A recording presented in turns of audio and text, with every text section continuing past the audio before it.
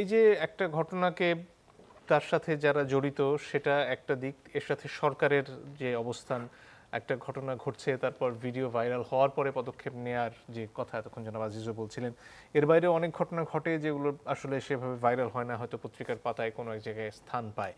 এই যে সার্বিক আইন শৃঙ্খলা পরিস্থিতি, সেটার ব্যাপারে সরকারের উদ্যোগকে আপনি কিভাবে বিশ্লেষণ করেন? ধন্যবাদ আপনাকে এবং আমার দুজন সহ আলোচক এবং চ্যানেল 24-এর দর্শক শ্রোতা সবাইকে আমার শুভেচ্ছা।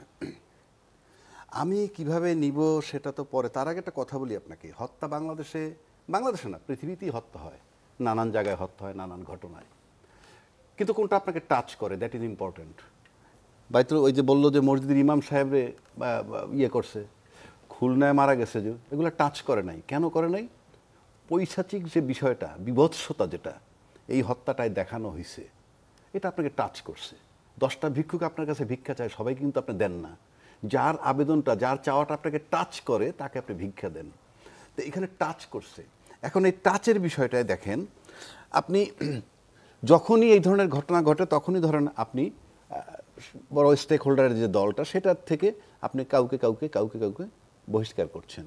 বহিষ্কার করা কিন্তু টু সাম এক্সটেন্ট এডমিশন, অর্থাৎ একটা ঘটনা ঘটছে তার পরিপ্রেক্ষিতে আমি বহিষ্কার করে দিচ্ছি, তার মানে এটা এক ধরনের এডমিশন। এ পর্যন্ত 4-5 হাজার লোককে বোধহয় এই দলটা থেকে আপনার বহিষ্কার করা হয়েছে। এটার মানে হচ্ছে যে প্রাথমিকভাবে কিন্তু আপনি বলে দিচ্ছেন যে এই অপরাধগুলো তারা করছে। কারণ আমি মনে করি এই অপরাধের সাথে ওনাদের পক্ষেই বলছি, বহিষ্কারের সম্পর্ক থাকা উচিত না। কেননা তাহলে কি আপনি সব বহিষ্কার করে দিবেন? অপরাধের বিচার হতে হবে। দল কি বিচার করতে পারে? ওই যে দল বহিষ্কার করে দিল, এখন বহিষ্কারটা যদি বহিষ্কারটা কি ধরনের বিচার? আপনি যখন আমরা নুরুল হুদা, ওই যে প্রধান নির্বাচন কমিশনার, তাকে কিন্তু আপনার জুতা দিয়া পিটাইছে কিংবা জুতার মালা পরে, তারপর কিন্তু পুলিশে সোপর্দ করছে। এবং এটা আমি টকশোতে বলছি যে তাকে তো এমনি গ্রেফতার করা উচিত ছিল, কেন বিএনপির মামলা করতে হইল? এটা কেন কথাটা বললাম, আপনি যখন এই লোকটাকে হত্যা করা হয় এবং তার উপরে যখন পাথর ছোড়া হয়, এই বিষয়ে দায়িত্বশীল ব্যক্তিরা কেউ কেউ বলছেন ওনাদের কি, যে যাকে হত্যা করা হয়েছে সে আমাদের দলের হতে পারে, আমাদের দলের, কিন্তু যে হত্যা করে পাথর ছুঁড়ে তাকে নাকি অন্য জায়গা থেকে আনা হয়েছে। প্রশ্ন হচ্ছে, আমি তর্কের খাতিরে ধরে নিলাম স্বর্ণ কেউ, কিন্তু যাকে হত্যা করে সে বিএনপির, যে কথাটা বলা হচ্ছে। এরা এইরকম ঘটনায় আশেপাশে বিএনপির লোক বহু ছিল, প্রতিরোধ কেন করা হইল না? এটা তো একটা সিঙ্গেল ঘটনা না, এটা টিম ওয়ার্ক, বিরাট মব বলা চলে। এটা কিরকম মব? প্রথমে আপনি চাঁদা চাইলেন, এটা কিন্তু মব।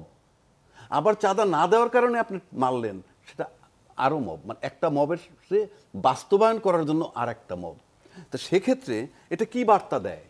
বার্তা দেয়, খুব হালকা যদি দেখেন, ব্যক্তির জন্য বা সমাজের জন্য সিরিয়াস, যে চাঁদা না দিলে পরিণতি কি হয়, এই বার্তা যেতে পারে। 2 নম্বর, বহিষ্কার করা দিয়ে কনফার্ম করলেন যে it is done by them. 3 নম্বর হলো, পাথর নিক্ষেপকারীরা এখনো গ্রেফতার হয় নাই। পাথর নিক্ষেপকারীরা এখনো গ্রেপ্তার হয় নাই। ওই রকম ভিডিও ফুটেজে এইরকম টাচি ইস্যুতে গ্রেপ্তার না হওয়ার কোনো কারণ নাই। কারণ ওটা যেই করুক না কেন, আমি বলছি না, উনি বলছেন যে গ্রেপ্তার হয়নি, কে করছে আমি বলছি না, বাট আমি নিশ্চিত করে বলতে পারি কোনো না কোনো রাজনৈতিক দলের ছত্রছায়ায় তাকে থাকতে হবে। কারণ বাংলাদেশে আমরা 53 বছর ধরে যে আবহাওয়াটা দেখতেছি, অপকর্ম যারা করে, আমি দায়িত্ব নিয়ে বলতে পারি তাদের সাথে রাজনৈতিক সম্পৃক্ততা থাকে। একদম কোনো রাজনৈতিক সম্পৃক্ততা নাই এমন কোনো ব্যক্তি বা গোষ্ঠী এই ধরনের কাজ করতে যায় না। এখন আসেন, এটার পরে কি বলছে? এটার পরে 2টা স্টেটমেন্ট। একটা আপনি বলছেন, ফখরুল ইসলাম আলমগীর সাহেব বলছেন কি, এইরকম মানে নির্বাচন যত দেরি হবে এরকম অস্থিরতা বাড়বে। পাশাপাশি আপনি বললেন জাতীয়তাবাদী শক্তি ধ্বংস করার একটা পায় তারা। আচ্ছা, আপনি বলেন, যেখানে একটা নির্বাচনী সম্ভাবনা মাস চলে আসছে, কিন্তু অফিসিয়ালি সেই লন্ডন বৈঠক থেকে চলে আসছে, বিভিন্ন জায়গায় বলছে, এবং ফাইনালি নির্দেশ দিছে ডিসেম্বরের মধ্যে সমস্ত অ্যারেঞ্জমেন্ট করতে, মানে নিরাপত্তার ব্যাপার বা যারা প্রশাসনিক কাজগুলো করবে।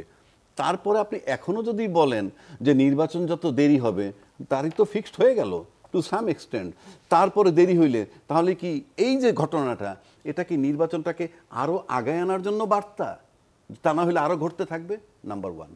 নাম্বার 2, এটা যদি আপনি দেখেন যে এটার ভিতরে যদি আপনি কোনো রাজনীতি দেখেন, আমি ষড়যন্ত্র বলবো না, সবই রাজনৈতিক পার্ট, সবাই কিন্তু রাজনীতি করে, ষড়যন্ত্র বলি আমরা, কিন্তু যে যার রাজনীতি করে। তো এটার ভিতরে আপনি যদি রাজনীতি দেখেন তাহলে কি আছে এখানে? রাজনীতি দেখলে আপনি পাবেন কোনটা, যে সেটা হইল এই যে নির্বাচন হইলেই যে দলটা ক্ষমতায় যাবে বলে আমরা সম্ভাবনা মনে করি, সেক্ষেত্রে আপনি জাতীয়তাবাদী শক্তির ধ্বংস করার পায়তারা বলছেন। তার মানেটা কি? তার মানে হচ্ছে যে আমি ব্যক্তিগতভাবে যদি আমি যাই এটা ষড়যন্ত্রের দিকে বা রাজনীতির দিকে যাই, যে বাংলাদেশে এখন যে জিনিসটা চলতেছে আমার ধারণা যে ইলেকশনের চেয়েও বড় হইল ইউনূস অপসারণ। কেন বলছি আমি? কারণ সবচেয়ে বড় stakeholder, no doubt about it, আজকে ইলেকশন হোক, 6 মাস পরে হোক, 1 বছর পরে হোক, আজকে সবচেয়ে বড় দলটাই বিজয় লাভ করবে। সেক্ষেত্রে আমরা নির্বাচনের জন্য এখনো কিন্তু এই যে ঘটনাটার পর আমরা যে সিম্পেথি পাওয়ার কথা, রাষ্ট্রীয়ভাবে নানান যে ওপিনিয়ন পাওয়ার কথা, তার চেয়ে বেশি পাচ্ছি যে নির্বাচন হইলে পরে এই ধরনের ঘটনা ঘটবে না। তাহলে এটা যদি রাজনীতির পার্ট হয় বা ষড়যন্ত্রের পার্ট হয়, তাহলে নির্বাচন পর্যন্ত কি এটা চলতে থাকবে? নাম্বার 1। নাম্বার 2, যদি এইটা এই ষড়যন্ত্র না হয় বা রাজনীতির পার্ট না হয়, তাহলে এই ধরনের ঘটনা এখানেই শেষ হতে হবে। কিন্তু এই ধরনের ঘটনা যদি চলমান থাকে, তাহলে আমরা ধরে নিব রাষ্ট্রটায় নির্বাচনের চেয়ে বেশি গুরুত্বপূর্ণ হলো অস্থির করে ইউনূস সাহেব অপসারণ। এবং আমি নিশ্চিত করে বলছি, ইউনূস সাহেব চলে যাবেন, সে নির্বাচন দিতে পারুক কি না পারুক, উনি চলে যাবেন। সুতরাং যে শক্তিটা পতিত হইছে, সেই শক্তিটা যদি ভাবে যে অন্য কোনো দল নির্বাচিত হয়ে যদি ক্ষমতা আসে, তাহলে পরে তাদের জন্য, এবং সেই শক্তি যেই শক্তিটা পতিত শক্তির ছিল গার্জিয়ান, সেইটা যদি এরা কবজা করে ফেলে, তাইলে ওই পতিত শক্তির জন্য সামনে রাজনীতি কঠিন হতে পারে।